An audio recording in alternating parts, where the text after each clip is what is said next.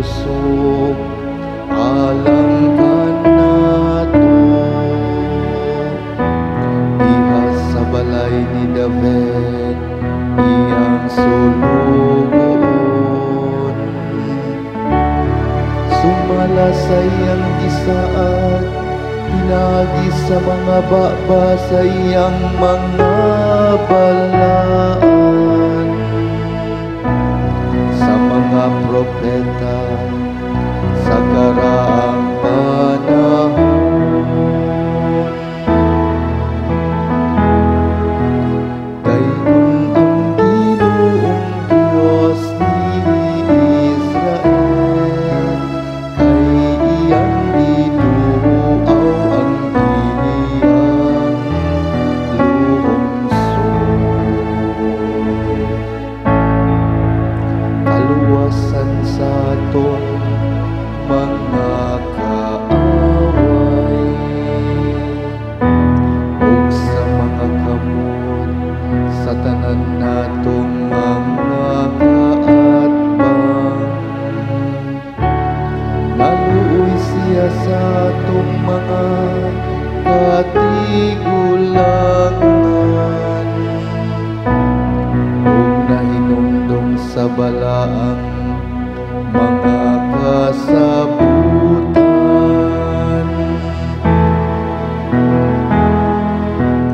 Dayon ang Ginoong Diyos ni Israel, kay iyang giduaw ang iyang lungsod. Ang panumpas na iyang gihimo kang Abraham, atong amahan, nga iyang ihatag kanato.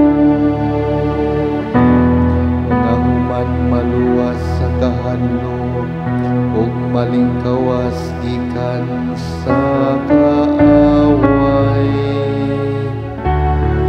Magalagad kita kaniya sa tanang mga adlaw sa atong kinabuhi, aron magbalaan kita diha sa iyang atubangan.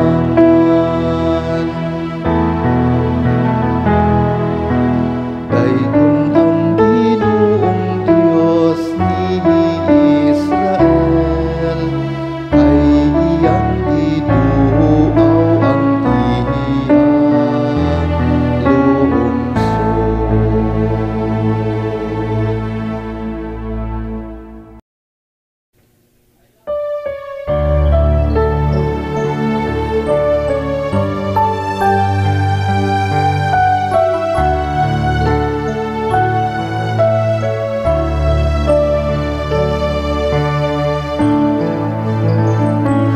Giluwas ako sa Ginoo, sa tanan kong gikahadlukan. Giluwas ako sa Ginoo, sa tanan kong gikahadlukan. Dayon ko ang Ginoo sa tanang panahon. Ang iyang pagdaig maaniakan unay sa akong babat. Pahimaya ang akong kalag diha sa Ginoo. Ang mapaubsanon makadungog ka nako o malipay. Giluwas ako sa Ginoo, sa tanan kong gikahadlukan. Hinaya ang Ginoo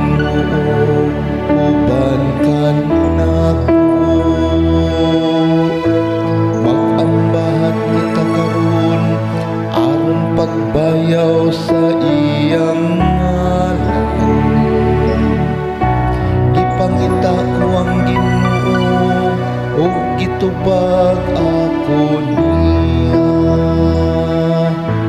ug giluwas ako niya sa tanan kong gikahadlukan.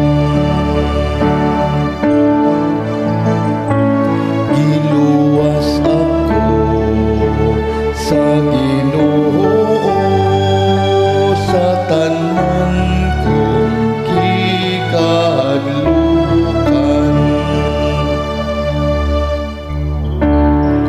Paglaom kamo kaniya, aron mo sana kamo sa kasadya,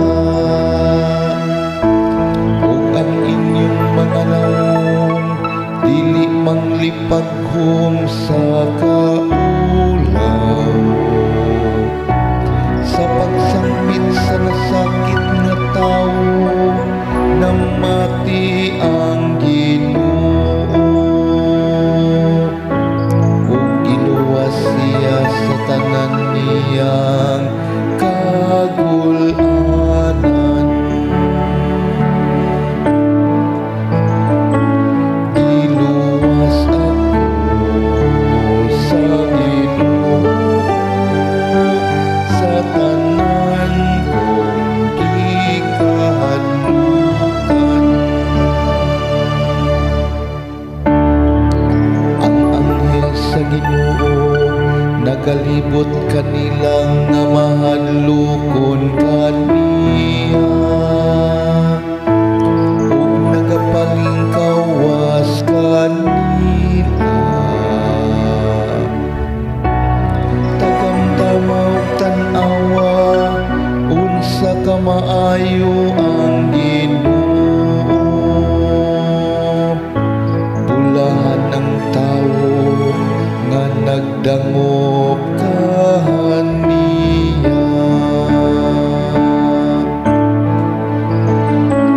Giluwas ako sa Ginoo sa tanan kong gikahadlukan. Giluwas ako sa Ginoo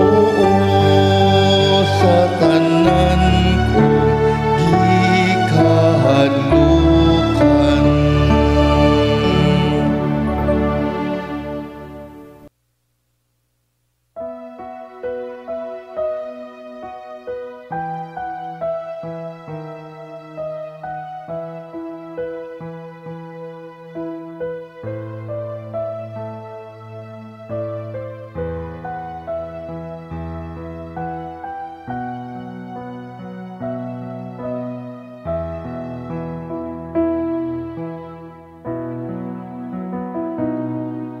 Ang akatuhong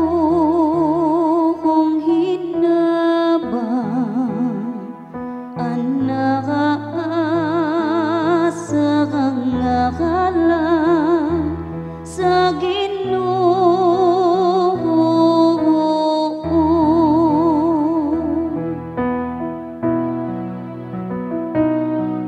Ang akatuhong hinabang, ang nakaasa kang ngalan sa Ginoo.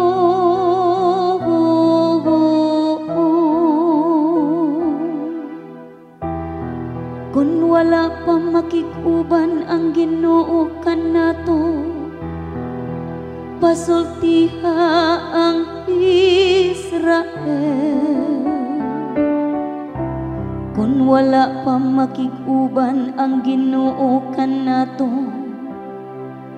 diha nga misukol ang mga tawo batok kanato.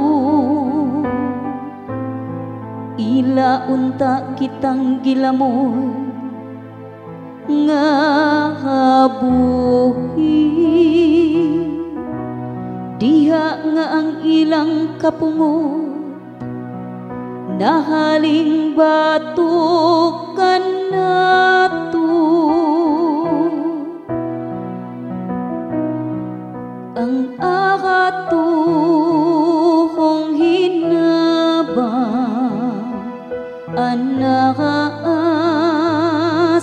kang ngalan sa Ginoo.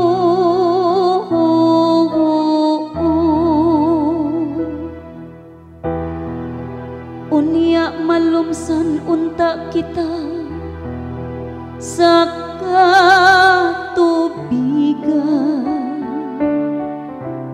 mabanlas unta kita sa masulog nga sapa.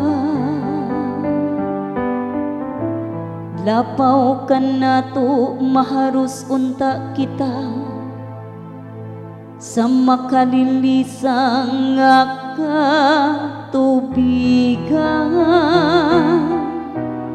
Daigon ang Ginoo kay wala kita niya biyain, nga usa katukbunon sa ilang mga ngipon.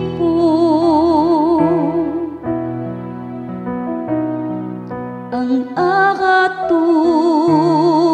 hinabang anaasa kang ngalan sa Ginoo.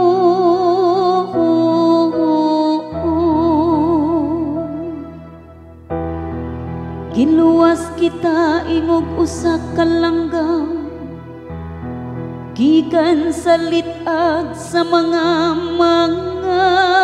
ngayang. Nalugti ang litag ug nakalingkawas kita. Ang atong hinabang anaa sa ngalan sa Ginoo, nga nagbuhat sa langit ug sa hayuta.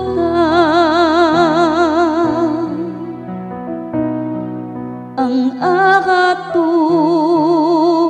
hinabang anaasa